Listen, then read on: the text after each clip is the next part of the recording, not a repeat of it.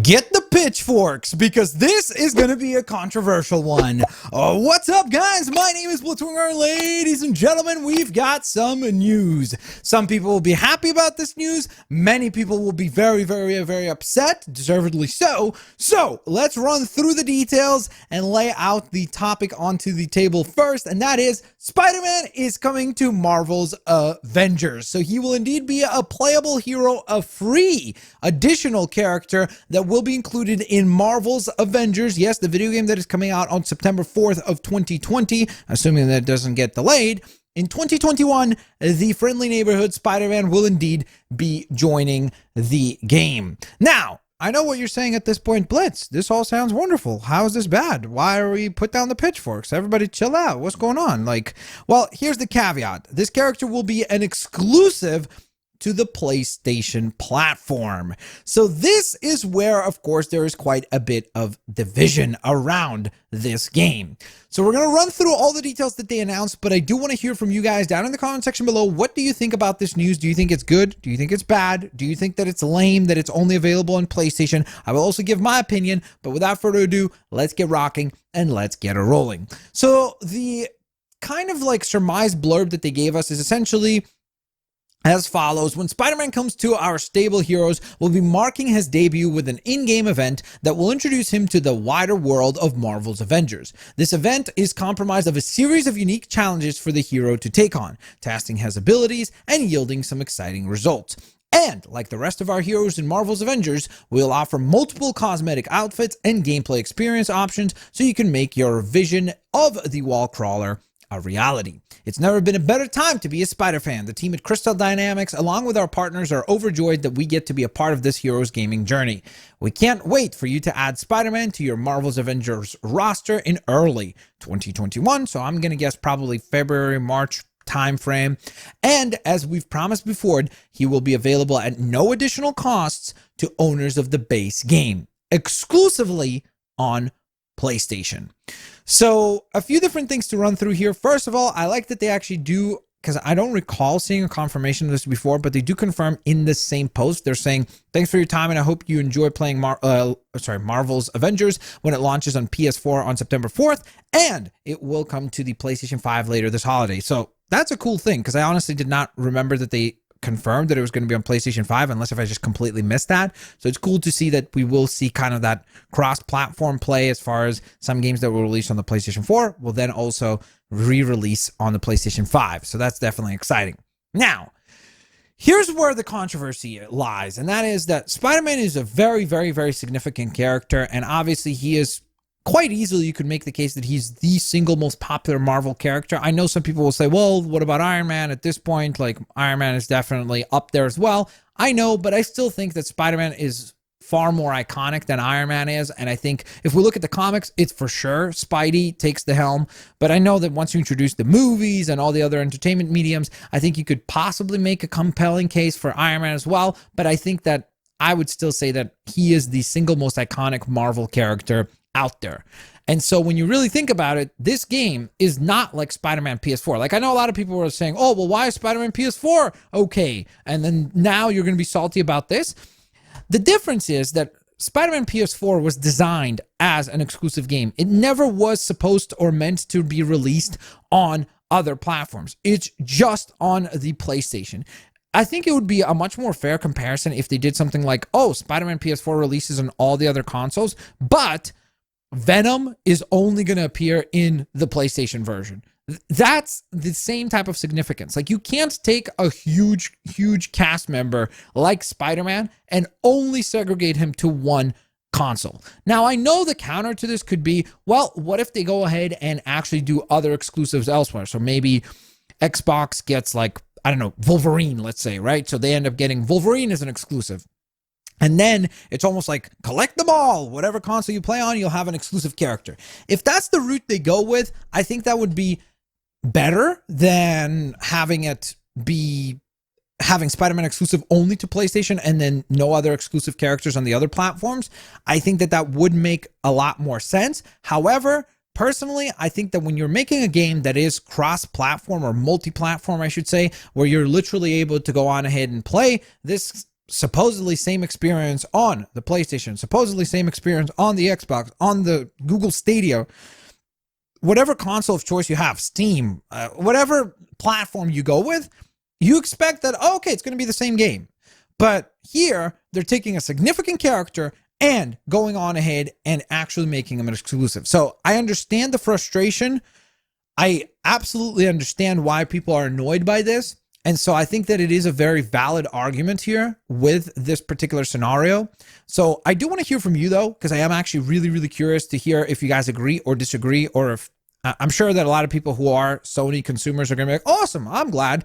But in my opinion, as somebody who will be getting a PlayStation 5 and has not decided whether or not I will be getting an Xbox Series X, I obviously am in a position where I will get to play Spider-Man, which is awesome.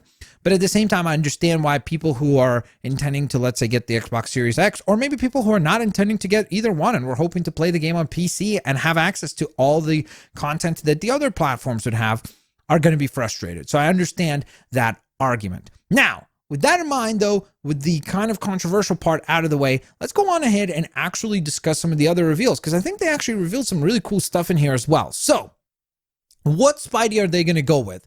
So they do give us a little bit of a detail here, so let's run through that. Despite all the great solo adventures Spider-Man's been on, standing shoulder to shoulder with the likes of Iron Man, Thor, Hulk, Black Widow, and Ms. Marvel is going to add a whole new dimension. Players are going to face the world's most dangerous threats together, using Spider-Man's innate powers, boosted with a little help from his new friends.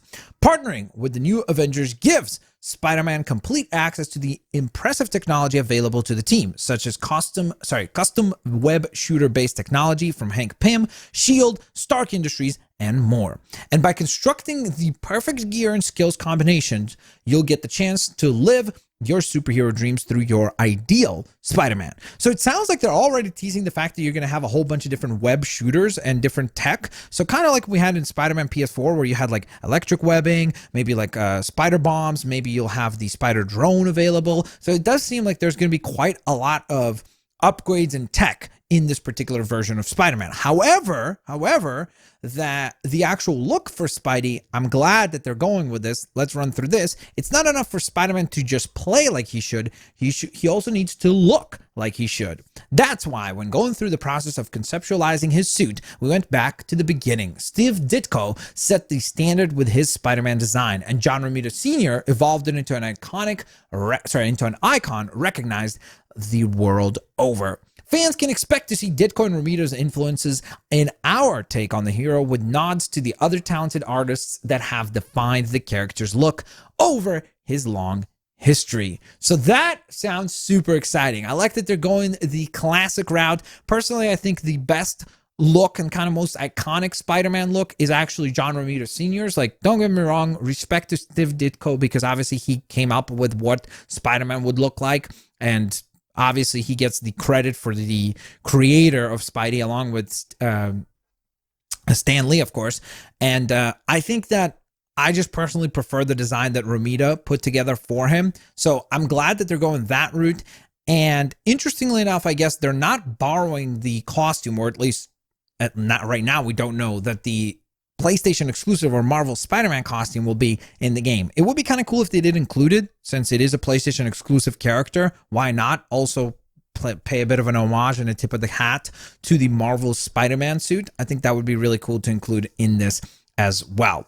So the last detail here that we're going to run through is some of the gameplay mechanics that they went ahead and announced, or I guess tease with this character. So let's run through this paragraph as well.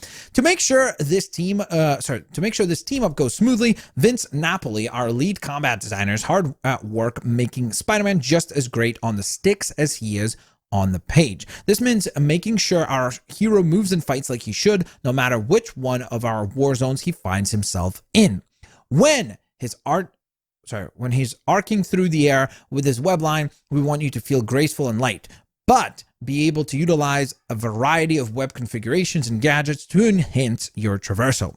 Spider-Man's impressive acrobatic abilities will complement the experience, allowing you to seamlessly transition from navigation to combat. I'm very, very curious as to whether or not they nail that, because I think the key element with any Spider-Man game is that traversal and making sure that the webbing and the ability to zip across the map effectively and in a fun manner is super crucial to the enjoyment of being able to play as Spider-Man.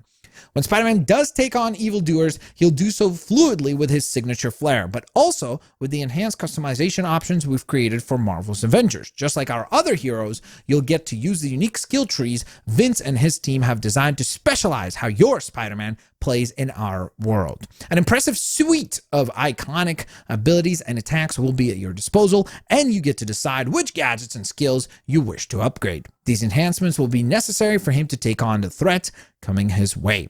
And the other thing that, of course, in the very beginning of the video is that obviously this character will be introduced in his own set of events and story, so it will have an actual narrative of how they introduce him, which seems like what they're going to do with a lot of the other characters. Like when they announced Hawkeye back on the last War Table event, they definitely went ahead and said that that is going to be the case probably going forward, that we're not just going to get the characters that get added into the game, but they also will come along with some story missions and some specific missions that will be unique to that character to really introduce them well and smoothly into the world of Marvel's Avengers.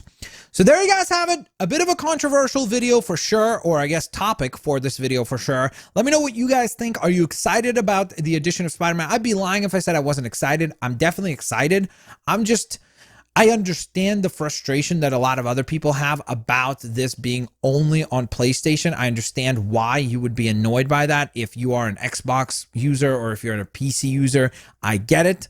But at the same time, I'd be lying if I was like, oh, I'm not happy that Spider-Man is in the game under these conditions. Would it be cool if he was just introduced to every platform? Yes. But at the same time, I love the fact that Spider-Man will indeed be playable in Marvel's Avengers. And with that in mind, have an absolutely fantastic day, guys. Peace out. See you later. Hope you guys enjoyed that video. And just a quick heads up, don't forget, guys, if you'd like to support the channel furthermore, beyond just leaving a like, consider becoming a member of the channel. Members do get exclusive perks like exclusive emotes. In addition to that, you do get priority in sub-game streams as well as custom game streams. Plus, you would get access to the exclusive channels over on the Discord server. Thanks for watching the video, and I'll catch you guys in the next one. Peace!